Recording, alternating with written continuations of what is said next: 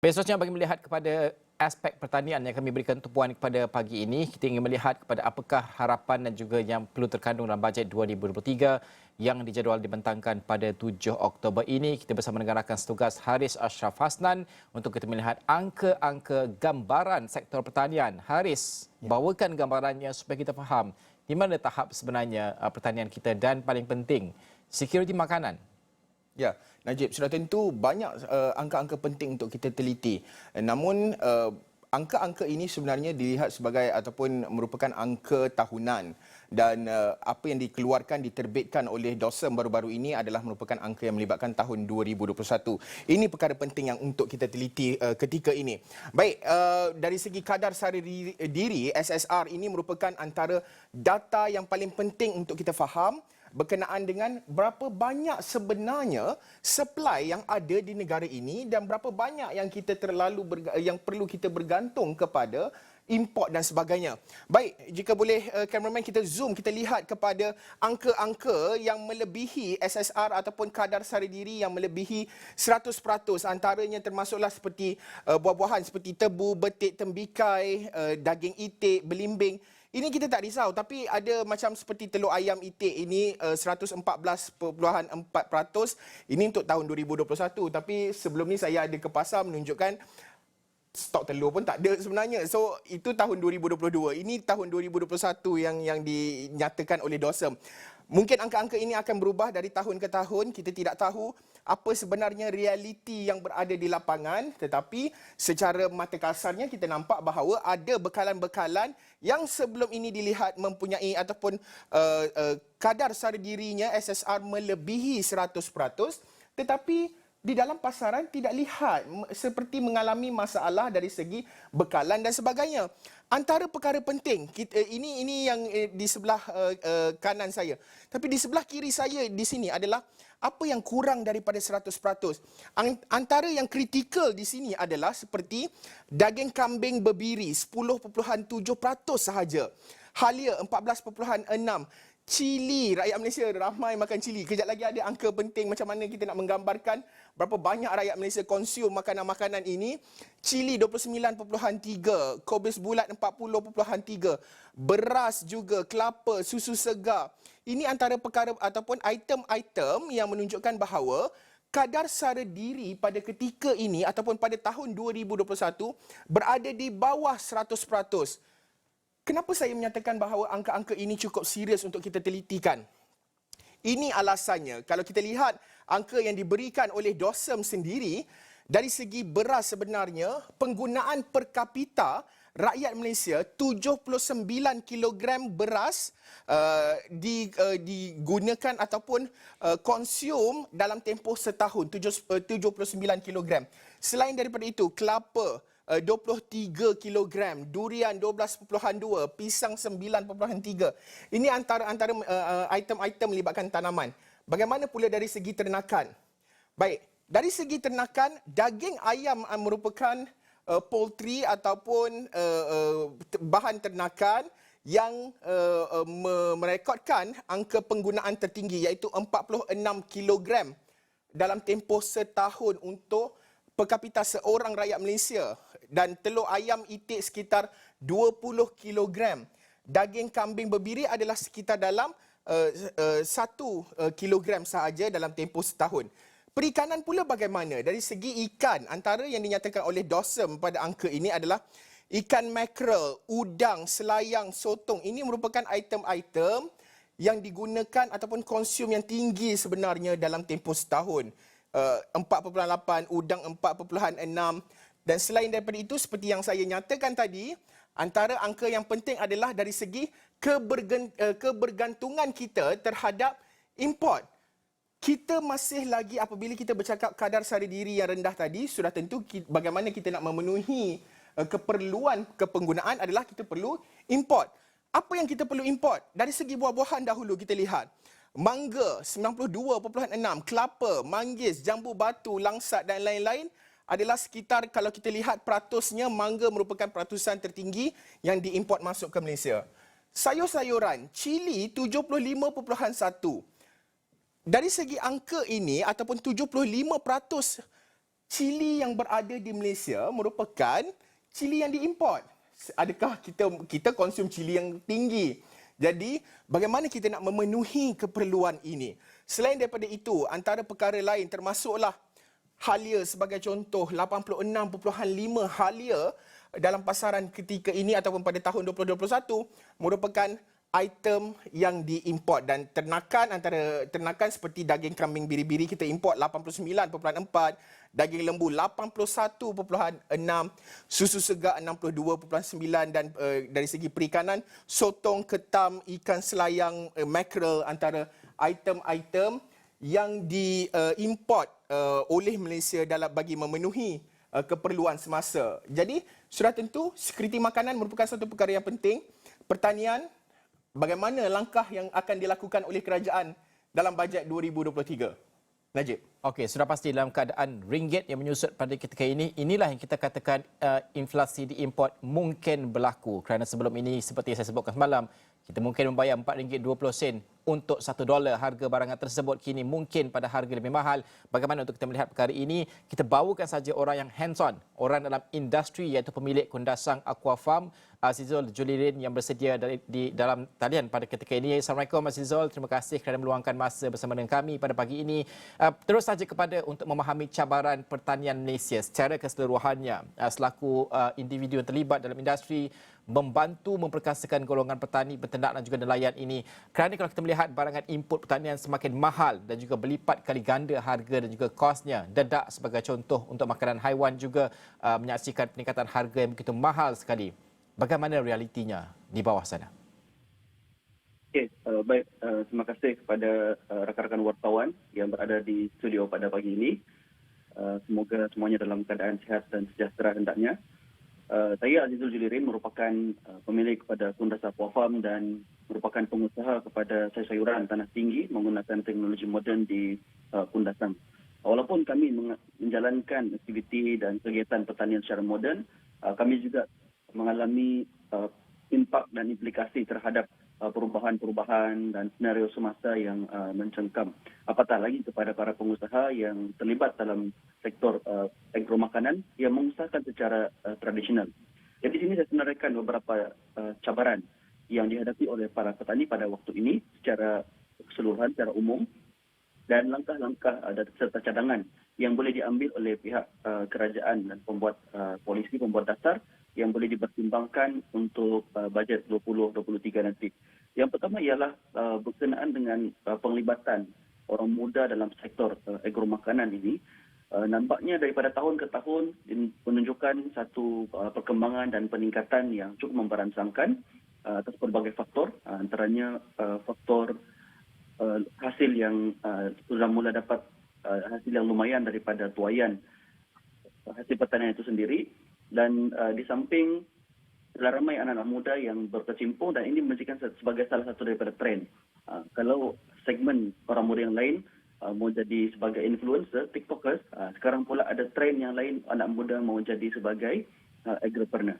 Pun begitu, antara cabaran yang dihadapi oleh anak muda ialah dari segi modal ataupun bagaimana dia memulakan perusahaan tersebut yang boleh memberikan sara diri kepada mereka dan boleh mengimbal kepada pendapatan yang mereka boleh perolehi sekiranya mereka menjalankan aktiviti pekerjaan di luar.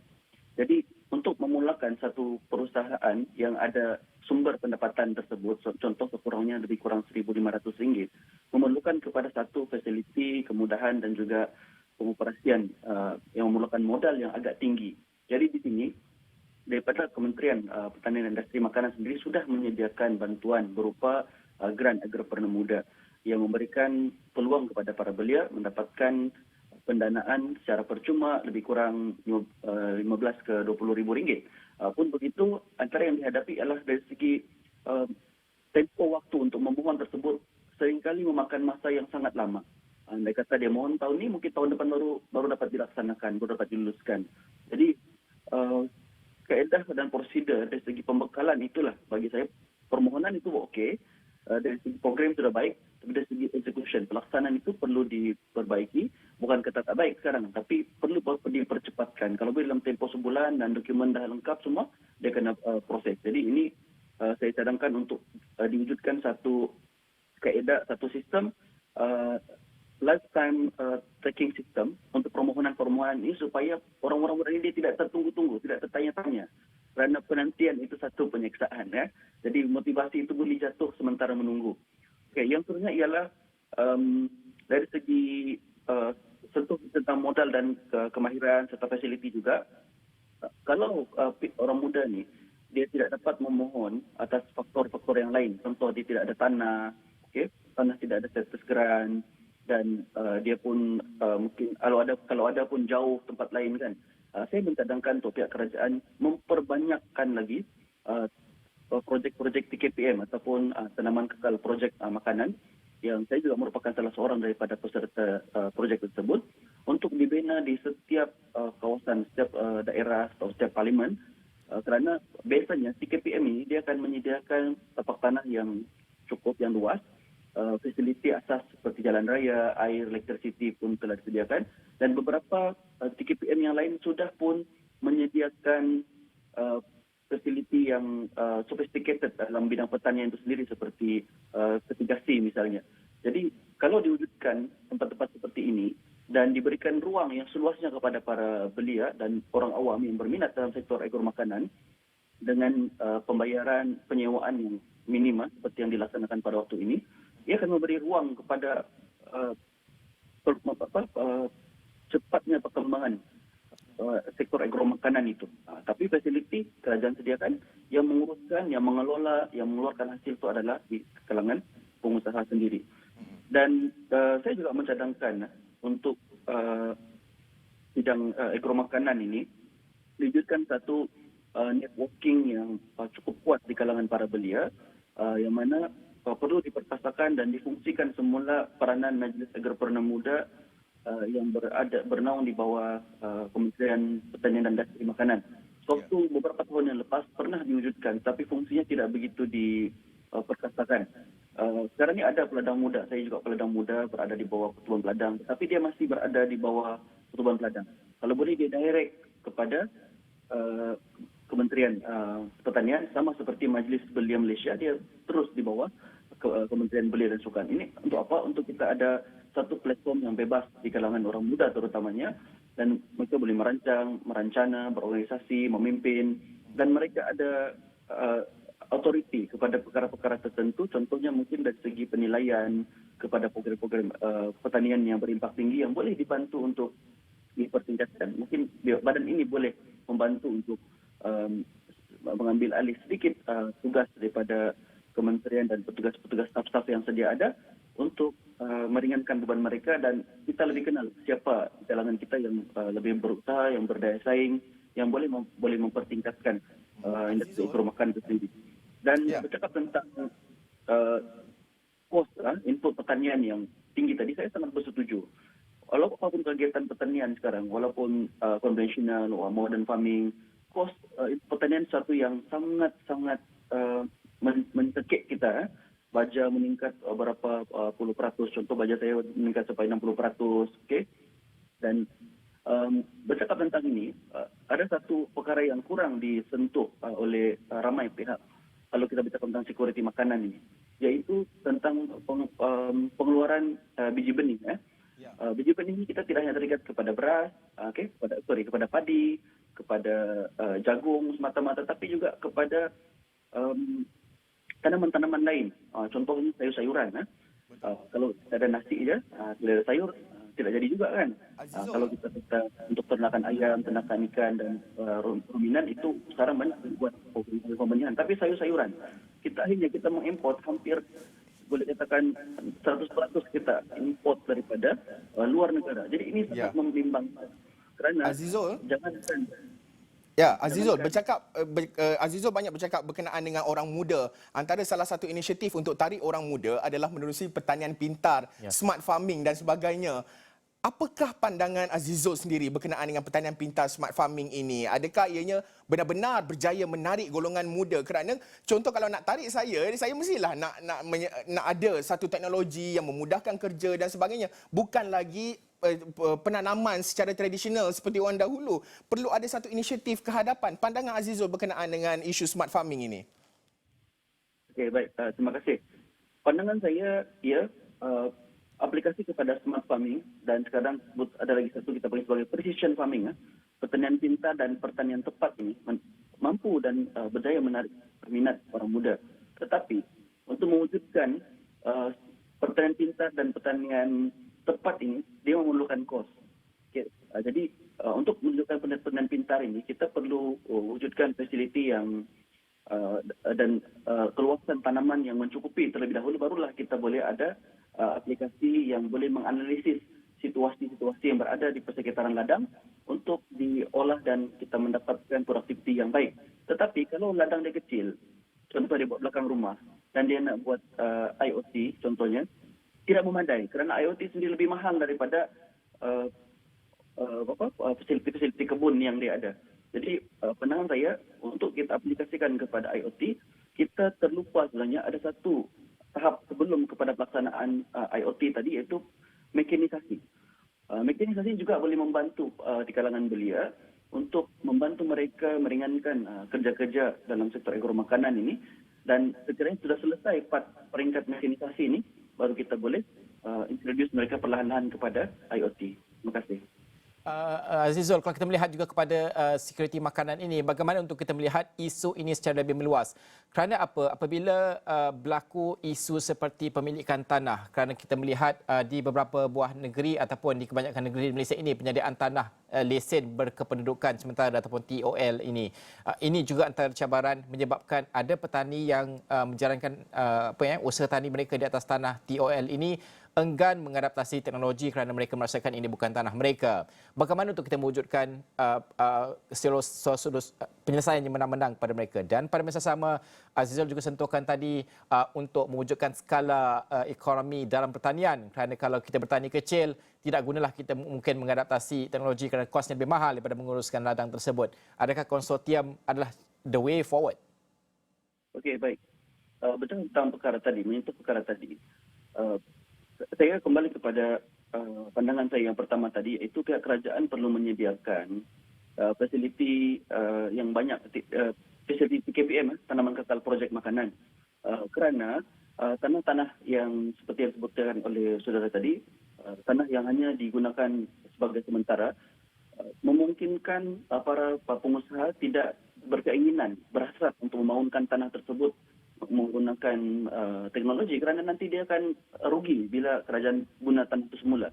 Tapi perlu kerajaan yang sediakan dengan kerjasama silang di antara Kementerian Pertanian dan agensi-agensi yang lain, kerana kita maklum kerajaan ada banyak tanah-tanah kosong terbiar yang belum lagi digunakan. Kalau pun ada rancangan tersebut mungkin mengambil masa 10 tahun, 15 tahun kan. Jadi bina fasiliti TKPM ni, tanaman kekal projek makanan, yang mana tanah tersebut boleh digunakan untuk aktiviti pengeluaran makanan yang mempunyai akses kepada fasiliti dan juga teknologi. Itu yang pertama.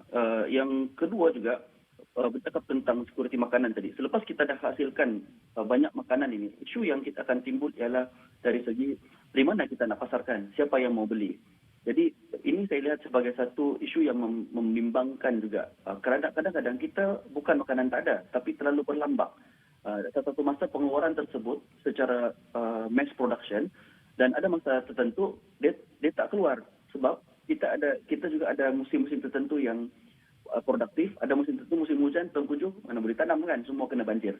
Jadi apa yang saya boleh cadangkan sini ialah untuk pihak kerajaan mewujudkan stok pengimbal ataupun stockpile yang mana tempat penyimpanan makanan berskala besar yang mempunyai kapasiti penyimpanan yang tahan lama dan juga mencukupi untuk simpanan dalam tempoh-tempoh waktu yang tertentu.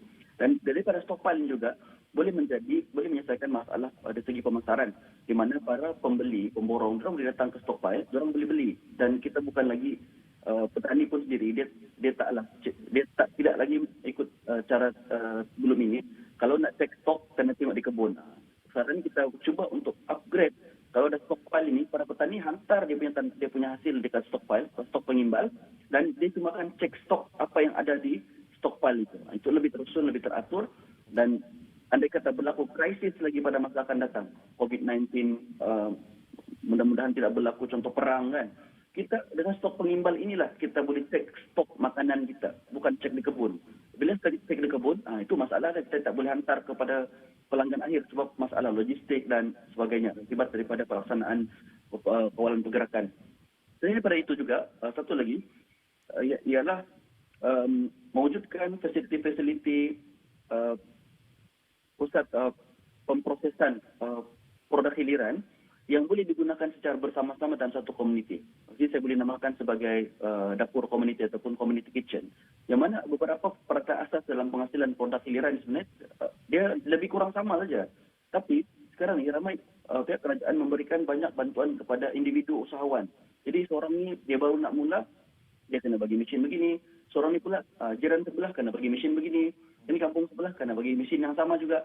Jadi akhirnya bila mereka meningkat ke satu tahap yang lain, mesin-mesin ini tak perlu digunakan. Mereka kena apalagi mesin yang besar lagi. Jadi terpaksa jual mesin itu balik-balik. Jadi kalau dibuat satu community kitchen yang boleh digunakan secara bersama-sama, pengelolaan secara berkelompok, kita dalam satu jumlah kewangan di sana, duit, dan kita boleh olah tempat tersebut untuk penghasilan produk-produk hiliran yang lebih kurang sama.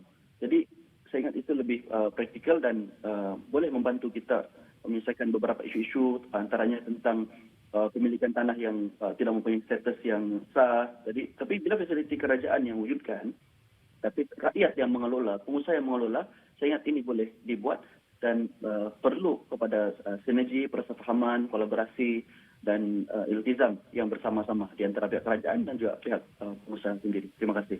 Baik, terima kasih Azizul Julirin kerana bersama dengan kami pada pagi ini membincangkan ini adalah konteks pertanian secara keseluruhannya. Banyak idea menarik ini disuarakan oleh Azizul Julirin sendiri untuk penyelesaian pertanian dalam pelbagai sektor. Terima kasih kerana berkongsikan rasa dan juga pandangan itu.